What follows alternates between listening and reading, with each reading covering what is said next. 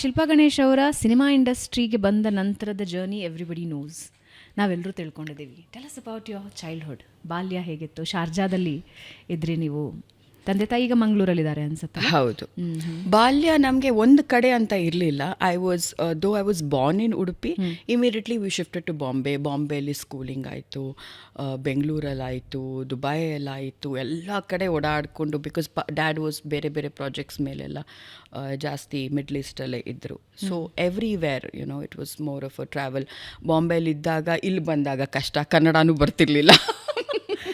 ಅಲ್ಲಿ ಹೋದಾಗ ಇನ್ನೊಂದು ಕಷ್ಟ ನಮಗೆ, ಇದೇ ನೋಡ್ಕೊಂಡು ಬಂದಿರೋದು. ಅಲ್ಲಿ ಬಾಂಬೆಯಲ್ಲಿ ಸ್ಕೂಲಿಂಗ್ ಅಂದರೆ ಗೊತ್ತಲ್ಲ ನಿಮಗೆ, ಹಿಂದಿ ಮತ್ತು ಮರಾಠಿ ಇಸ್ ಲೈಕ್ ನಮಗೆ ಕಂಪಲ್ಸರಿ ಲ್ಯಾಂಗ್ವೇಜು. ಅದನ್ನು ಕಲ್ತಿದ್ದು. ಇಲ್ಲಿ ಆಲ್ ಆಫ್ ಅ ಸಡನ್ ಕರ್ಕೊಂಡು ಬಂದುಬಿಟ್ಟು ಇಲ್ಲಿ ಯಾವುದೋ ಸ್ಕೂಲ್ಗೆ ಹಾಕಿದ್ರು ಕನ್ನಡನೇ ಬರಲ್ಲ, ಈ ಬರಲ್ಲ. ಆಮೇಲೆ ಇಲ್ಲಿಂದ ಇನ್ನೊಂದು ಕಡೆ ಹೋದ್ವಿ, ಅಲ್ಲಿ ಇನ್ನೊಂದು language. So it was like that journey was always there. But ಬೇಗ ಕಲ್ತ್ವಿ ಅಷ್ಟೇ. ರೋಲರ್ ಕೋಸ್ಟರ್ ಥರ. ಕನ್ನಡ ಅಂದರೆ ನಮ್ದೆಲ್ಲ ಹಿಂದಿ ಮಿಕ್ಸು ಕನ್ನಡ ಎಲ್ಲ ಇರ್ತಿತ್ತು ಆವಾಗ, ಬಿಕಾಸ್ ತುಳು ಮಾತಾಡ್ತಿದ್ವಿ ಮನೆಯಲ್ಲಿ, ಅಥವಾ ಹಿಂದಿ ಇಂಗ್ಲೀಷ್ ಹಿಂಗೆ ಇರ್ತಿತ್ತು. ಆಮೇಲೆ ಕನ್ನಡ ಇವ್ರನ್ನ ಮದುವೆ ಆದಮೇಲೆ ಸ್ಪಷ್ಟವಾಗಿ ಮಾತಾಡ್ಲಿಕ್ಕೆ ಕಲಿತೆ. ಸ್ಪಷ್ಟ ಕನ್ನಡ ಬಂತು.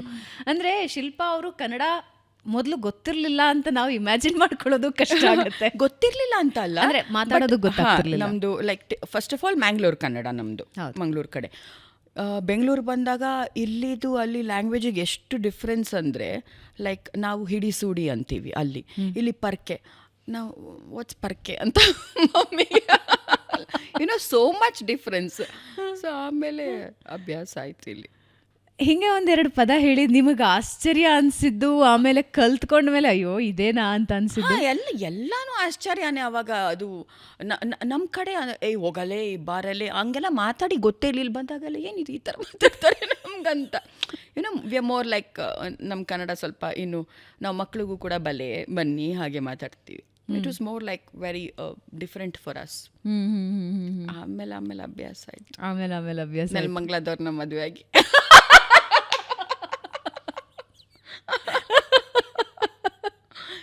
ಈಸಿಯರ್ ನಾವು. ಸೊ ಹೆಂಗೆ ಡಿಫ್ರೆಂಟ್ ಹೆಂಗಿತ್ತು ಅಂದರೆ, ಇಟ್ಸ್ ಅ ಕಲ್ಚರಲ್ ಯೂನಿಯನ್ ಅಲ್ವಾ? ನಿಮ್ಮ ಕಲ್ಚರ್ ಬೇರೆ ಇರುತ್ತೆ, ಕೋಸ್ಟಲ್ದು, ಇವ್ರ ನೆಲಮಂಗಲ. ಸೊ ಕಲ್ಚರಲ್ ಯೂನಿಯನ್ ಹೇಗಿತ್ತದು? ಕಲ್ಚರಲ್ ಯೂನಿಯನ್ ಅಂದರೆ ನನಗೆ ಫಸ್ಟ್ ಆಫ್ ಆಲ್ ನನಗೆ ಆವಾಗ ಇವರಿಗೆ ಮುದ್ದೆ ಸಾರು ಆಲ್ ದ್ಯಾಟ್. ನಮ್ದೇನಿದ್ರು ಮೀನು ಫ್ರೈ, ನೀರು dosa, that's the cultural union. ಮುದ್ದೆ ಆ್ಯಂಡ್ ನೀರು ದೋಸೆ ಡೆಡ್ಲಿ ಕಾಂಬಿನೇಷನ್ ಅಲ್ವಾ? So it was like that for me. ಏನಿದು ಒಳ್ಳೆ ನೀರು ಥರ ಇರುತ್ತೆ, ಅದ್ರ ಬಗ್ಗೆ ಇಷ್ಟು ನೀರು ಕೊಟ್ಬಿಡು ಕುಡಿಯೋಕ್ಕೆ ಅಂತ ಹೇಳ್ಬಿಟ್ಟು ಅಂದರೆ ಅವ್ರಿಗೆ ಒಂದು 2-3 ನೀರು ದೋಸೆ ಎಲ್ಲ ತಿಂದಿದ್ದೀನಿ ಅಂತಾನೆ ಅನ್ಸಲ್ಲ ಅಂತ. ಮುದ್ದೆ ತಿನ್ನೋರಿಗೆ ಪ್ರಾಪರ್ ಮುದ್ದೆ, ಮಟನ್ ಸಾರು ಹಾಗೆಲ್ಲ ತಿನ್ಬೇಕು ಅವ್ರಿಗೆ. ಸೊ ಫಾರ್ ಅಸ್ ಒಂದು 4 ನೀರು ದೋಸೆನೂ ತಿಂದರೂ ಸಾಕೆ ನಮಗೆ ಹಾಗೆ. So it was very difficult. ಏನು ಮನೆಗೆ ಬಂದಾಗೆಲ್ಲ ಮೀನು ವಾಸನೆ ಬರ್ತಾ ಇರುತ್ತೆ ಮನೆಯೆಲ್ಲ. It was like that. ಅಂದರೆ ಫಾರ್ ಅಸ್ ವೆಜಿಟೇರಿಯನ್ ಅಂತ ಏನೂ ಇಲ್ಲವೇ ಇಲ್ಲ ನಮ್ಮ ಫ್ಯಾಮಿಲಿಗಳಲ್ಲಿ. ದಿನ ಮೀನು ಸಾರು ಇರುತ್ತೆ ನಮ್ಮ ಫ್ಯಾಮಿಲಿ.